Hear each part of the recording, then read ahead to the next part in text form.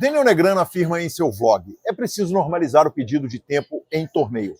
É sobre isso que nós vamos discutir hoje, lembrando que essa coluna é trazida a você pelo H2Bet.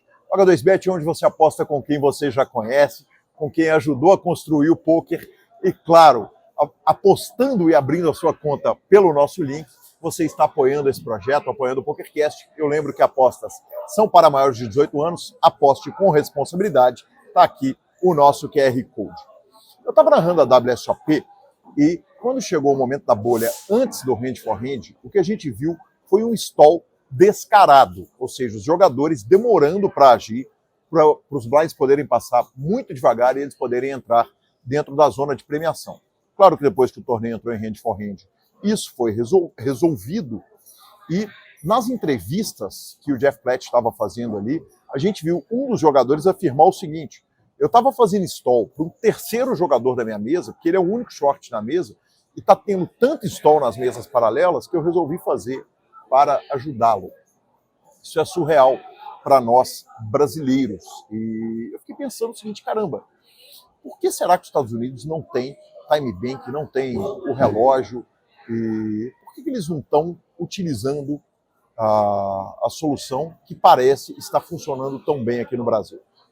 Enfim, fato é que os Estados Unidos vem há muito tempo, o poker vem há muito tempo discutindo uma solução que seria a ideal, mas que ela é inatingível por motivos operacionais, que é o seguinte: o relógio de xadrez seria absolutamente espetacular.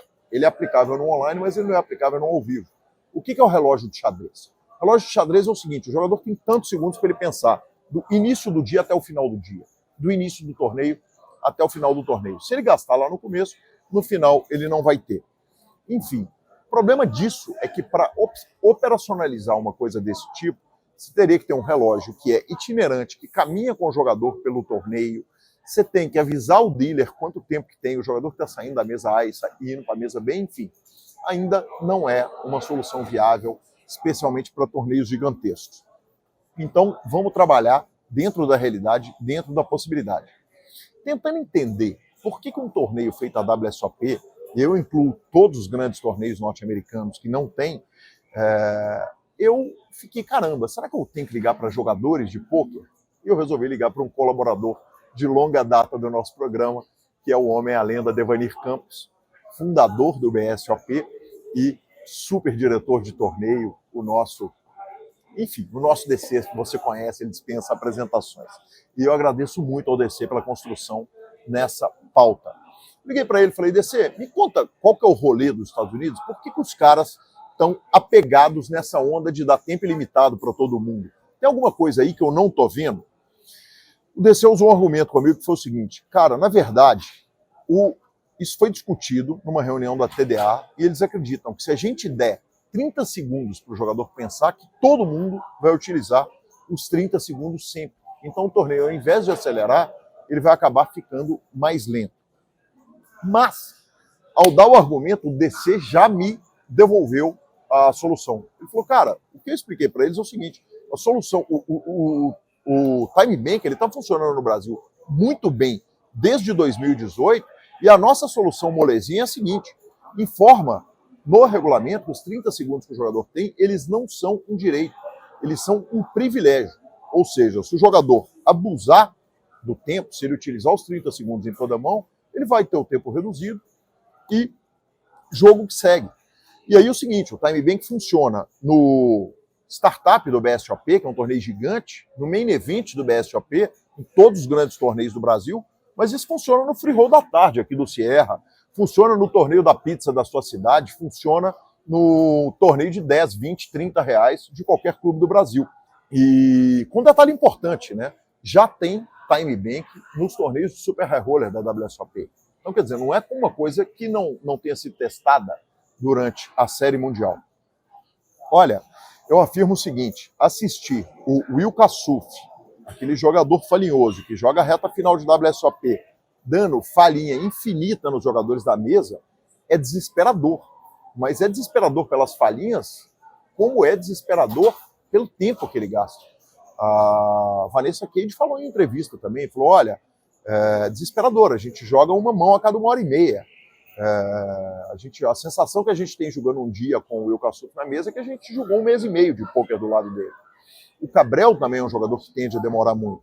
Quando você inclui o time bank no torneio, você não resolve o problema da falhinha excessiva, da falhinha às vezes até desrespeitosa. Mas certamente você resolve o problema da demora dos jogadores e mais, você dá igualdade de condição para todos os jogadores do torneio. O fato é o seguinte, o pôquer não tem que inventar roda. Os Estados Unidos não precisam inventar roda. Serve para o pôquer e serve para qualquer outra coisa. Buscar o exemplo onde já deu certo. E, basicamente, a sensação que eu tenho dos Estados Unidos ainda não ter aplicado isso nos torneios deles é, basicamente, como se eles tivessem visto o Big Blind ante acontecer no mundo inteiro, acontecer em lugares, e não aplicarem por um problema cultural, uma crença de que aquilo não vai funcionar, sendo que aquilo já funciona no resto do mundo inteiro. Eu tenho certeza que quando a WSOP e os outros grandes torneios do mundo colocarem os time banks, eles vão olhar e vão falar, caramba, como é que a gente viveu até hoje sem esses time banks exatamente como a gente pensa a respeito do Big Blind ante. Essa coluna tem um monte de agradecimentos. Eu agradeço o Sierra, que está fazendo o Campeonato Mineiro nesse lindo salão e com esse lindo banner que está aqui atrás de mim. Muito obrigado, parabéns pelo Super Campeonato Mineiro. Essa camiseta presente dos queridos amigos da Rock Tales.